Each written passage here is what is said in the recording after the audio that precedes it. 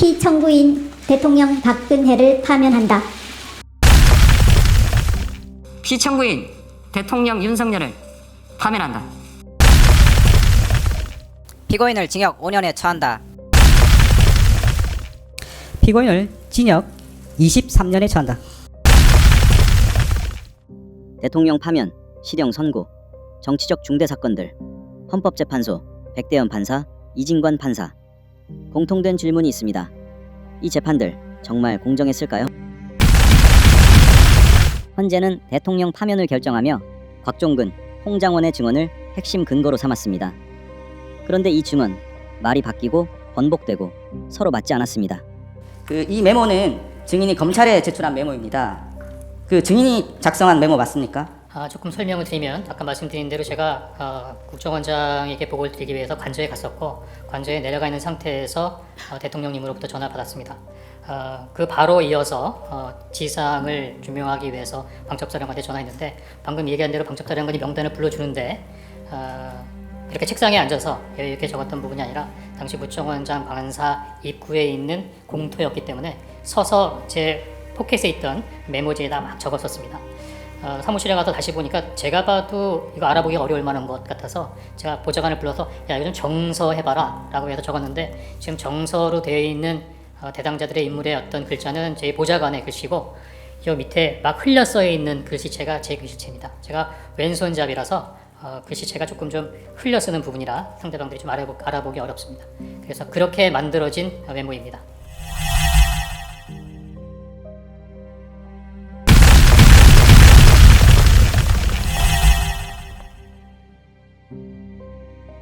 (22시 58분경) 증인이 본청 청사안으로 들어오면서 전화를 하신 모습이 나오죠. 여기 보면 증인은 전화를 조작하다가 22시 58분 30초경 귀에 전화를 가져다 댑니다. 이거는 통화 내역과 정확히 일치해요. 증인과 여인영 방첩사령관 사이의 통화 시작 시간이 이 시간이에요. 22시 58분 33초. 국정원이 공개한 CCTV 영상은 초단위까지 전화 통화 내역과 일치해서 아주 정확한 겁니다. 국정원 CCTV 영상으로 22시 58분경 증인과 여인영 사이의 통화는 증인이 국정원장 본관에서 돌아와 본관 건물로 들어간 이후에 있었다는 사실이 객관적으로 확인되는 것이죠. 아니면 네. 예. 증인은 한 손으로 휴대폰을 들고 걷고 있고 정장 주머니에 수첩이 들어있을 것 같지도 않고 옆에 보좌관도 없는데 명단을 받아 적을 준비를 어떻게 했다는 것인가요? 마음으로 했나 보죠. 마음으로 했나 보죠. 이 현재 제출한 것은 포스트잇에 기재된 메모를 제출하셨나요? 노란 포스트잇? 지렁이 글씨부터 시작해서 저 메모에 대해서 굉장히 관심이 많은데 지금 제가 방금 설명하기 위해서 파워포인트로 자료를 만든다고 말씀드렸지 않습니까? 저 파워포인트를 작성하면서 그 인터넷에 그냥 떠있는 그래픽 중에 하나를 그냥 다운로드 받아서 1차 메모라고 예시한 겁니다. 이 밑에 막 흘려 써 있는 글씨체가 제 글씨체입니다. 제가 왼손잡이라서 글씨체가 조금 좀 흘려 쓰는 부분이라 상대방들이 좀 알아보기 어렵습니다. 그래서 그렇게 만들어진 메모입니다. 저 파워포인트를 작성하면서 그 인터넷에 그냥 떠있는 그래픽 중에 하나를 그냥 다운로드 받아서 1차 메모라고 예시한 겁니다.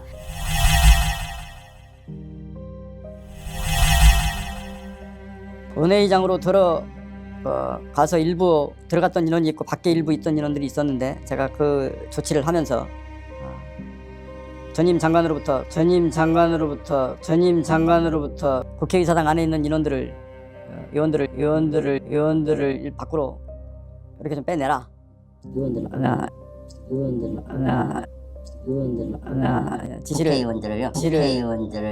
국회의원들을요. 예. 본회의장에 있는 국회의원들을 밖으로 끌어내라.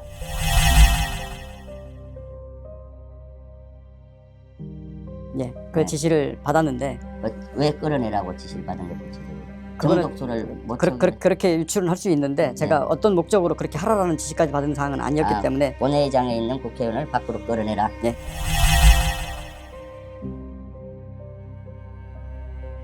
대통령께서 비화폰으로 제게 직접 전화를 하셨습니다. 의결 정족수가 아직 안 채워진 것 같다. 빨리 문을 부수고 들어가서 안에 있는 인원들을 끄집어내라 라고 말씀을 하셨습니다. 자, 이렇게 해서 계엄 직후부터 내란 프레임이 만들어지고 그 뒤에 굉장히 많은 일들이 일어났죠.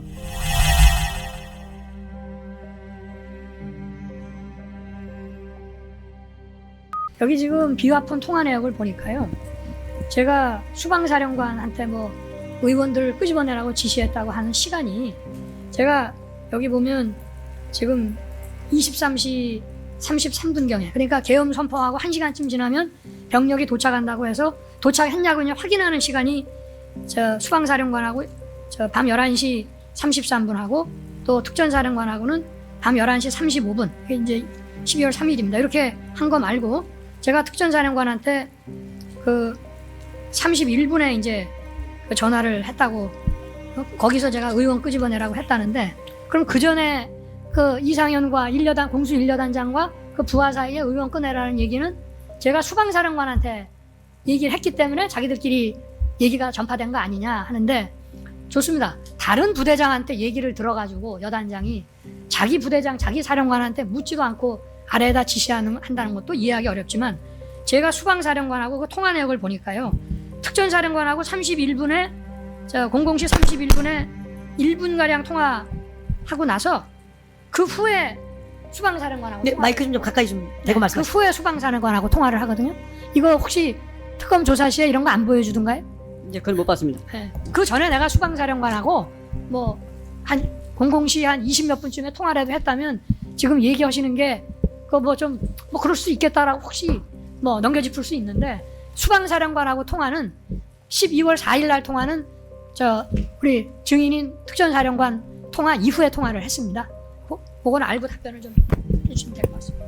일단 가장 중요한 건 윤석열 대통령이 곽종근 사령관한테 직접 전화를 해서 의원 정족수가 채워지지 않았으니 문을 부수고라도 들어가서 의원들을 끄집어내라 라고 직접 지시를 했다는 건데 이 지시를 했던 시간 그러니까 윤석열 대통령하고 곽종근 사령관이 통화한 시간은 딱 2번밖에 없습니다. 12월 3일 23시 35분 그리고 12월 4일 00시 31분이에요. 영상이 너무 많아서 다 보여드릴 순 없고 이렇게 명확한 거는 그냥 설명으로 대신할게요. 이 2번의 통화 중에 의원들을 끄집어내라 라고 대통령이 직접 지시했다고 주장하는 그 통화는 12월 4일 00시 31분의 2번째 통화입니다. 이거는 곽종근 사령관 본인이 처음부터 지금까지 일관되게 진술을 하고 있어요. 근데 문제는 뭐냐면 곽종근 사령관의 직속 부하인 이상현 여단장님이 곽종근 사령관과 대통령이 통화하기 이전인 00시 30분부터 갑자기 국회 본관으로 들어가서 의원들을 끄집어내라 라는 명령을 하는 거예요. 이상현 여단장님은 00시 20분까지만 해도 국회의원과 민간인을 구분해서 민간인만 통제하도록 지시를 하고 있거든요. 그 장소도 국회 본관이 아니고 의원회관이었어요. 근데 곽종근 사령관하고 00시 24분에 통화를 한 이후에 그 명령이 바뀝니다. 우선 장소가 의원회관에서 국회의사당 본관으로 바뀌었고 그리고 민간인이 아닌 국회의원들을 끄집어내라고 지시를 하는 거예요. 2025년 11월 3일의 재판에서 이 모든 통화들의 타임라인이 다 드러나는데 곽종근 사령관은 여기에 답변을 못해요. 이 타임라인에 거짓이 있는 게 아니라면 국회 본관으로 들어가서 국회의원들을 끌어내라 라고 지시한 게 윤석열 대통령이 아닌 건 명백한 사실이 된 거예요.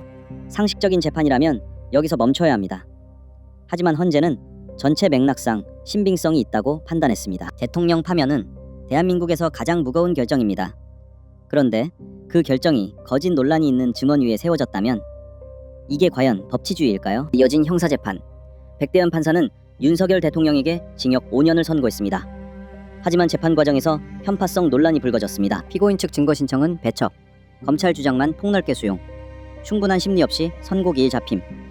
법리보다 정치적 메시지가 판결문을 채웠습니다.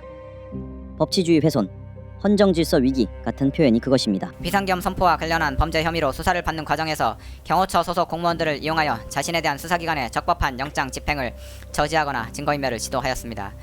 주문, 피고인을 징역 5년에 처한다.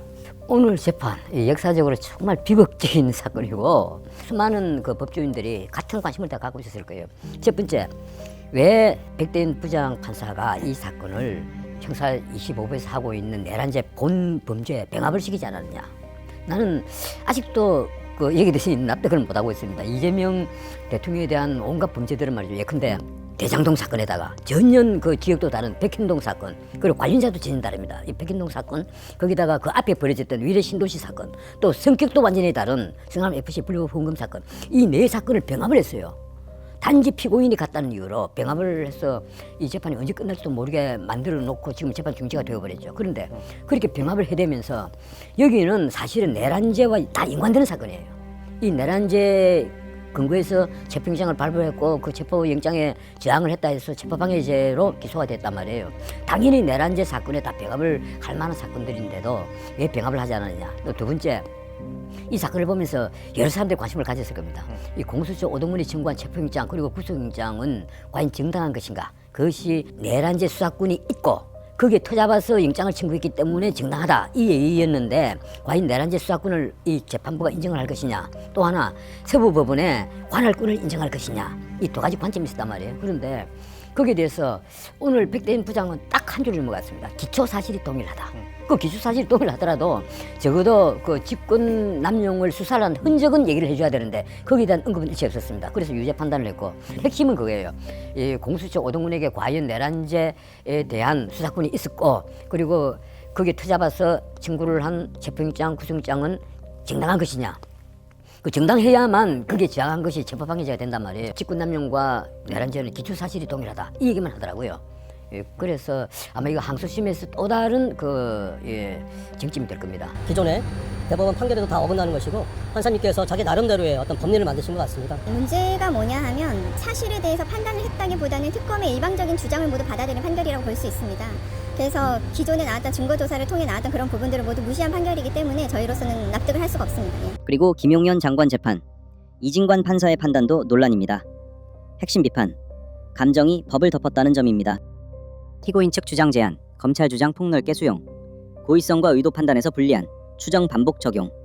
양형에서도 법적 절제보다 상징적 처벌과 사회적 파장이 강조됐습니다. 판결문에는 국민 감정, 사회적 충격, 국가 질서가 반복됩니다. 법 조문보다 판사의 평가와 감정이 우선된 겁니다. 또한 결론을 먼저 정해놓고 법리를 맞춘 결과 중심 재판이라는 의혹도 있습니다. 주문. 피고인을 징역 23년에 처한다. 아니 어떻게 판사가 이런 식으로 물어보지 싶을 정도로 국무총리였던 피고인은 국민을 위해 어떤 조치를 취하셨습니까? 이걸 왜 판사가 물어봐요? 아니 본인이 무슨 국회의원도 아니고 또 이제 박상우 장관이라고 나와가지고 저희 국무위원들도 피해자입니다 이러니까 딱 하는 얘기가 그거는 윤석열한테 말씀하시고 막 이런 식으로 하면서 그래서 당신은 어쨌든 국무회의 가서 한마디도 안 했잖아요 막 이런 식으로 질타를 하고 너무나 어떻게 보면 주관적인 감정이라든지 본인의 생각 이런 게 많이 섞인 질문을 해서 제가 이게 이래도 되나 그런 생각이 많이 들었어요. 제가 이제 잘 아는 판사인 얘기는 딱 그러더라고. 너무 한쪽을 편드는 느낌을 받았다. 그러니까 일반적인 재판 진행을 두고 그런 얘기를 해요.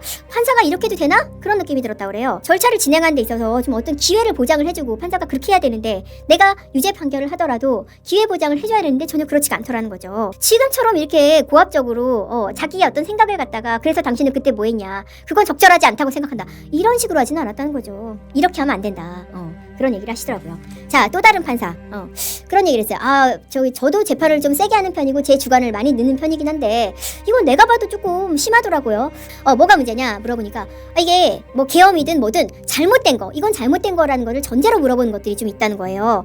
아니 이렇게 무죄를 다투는 사안에서 이런 식으로 질문을 하면은 당사자들 입장에서는 내가 지금 무죄를 이렇게 다투고 있는데 그거를 판단해야 되는 판사가 이거는 검찰의 공소를 다 유죄로 전제를 하고 물어보는 거 아니냐 그렇게 느낄 수가 있다는 거죠. 그래서 이게 민감한 사안을 이렇게 진행을 하면은 이건 좀 말이 좀 많겠다 그런 생각이 든다 그런 얘기를 했었습니다. 검사 대신에 판사가 신문을 하죠. 이것도 잘못된 겁니다. 물론 필요한 건 물어볼 수는 있는데 우리 법제가 그런 법제가 아니에요. 우리 법제는 탄핵주의라고 그래서 대립 당사자들 검사하고 피고인하고 대립하고 너네 실컷 싸워봐 내가 유죄인지 무죄인지 판단할게. 판사는 그런 자리에 있는 건데 지금 이 사건 어때요? 판사가 자기가 다 그래서 이게 맞습니까? 이게 말이 안 되지 않습니까? 이런 식으로 물어보잖아요. 이게 뭐냐면은 옛날에 원님재판 이거를 어려운 용어로 뭐라고 하냐면 규문주의라고. 규문주의가 원님재판인 거예요. 판사가 수사도 하고 재판도 하고 다 하는 그런 식의 재판을 지금 하고 있다.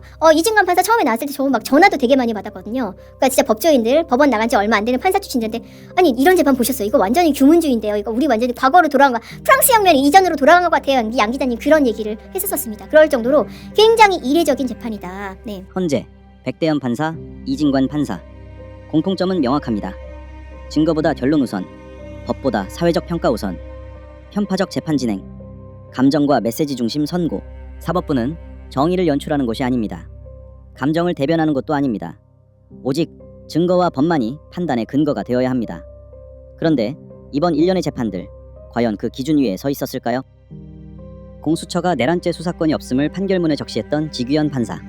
시작부터 위법 위에 위법을 누적해온 이 길고도 문제 많은 재판을 공소 기각으로 마무리하여 대한민국의 무너진 법치를 다시 확립해 주기를 국민은 바라고 있습니다. 법치가 무너지면 다음 차례는 국민입니다.